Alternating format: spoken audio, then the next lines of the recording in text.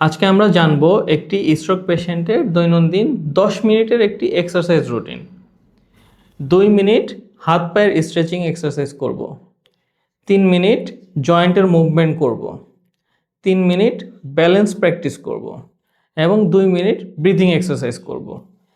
এই সহজ 10 মিনিটের রুটিনটি যদি আপনারা দৈনন্দিন ফলো করেন তাহলে আপনার চলাচল সহজ হবে। 1,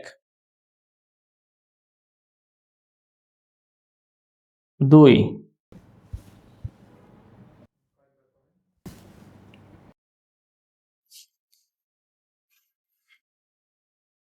3,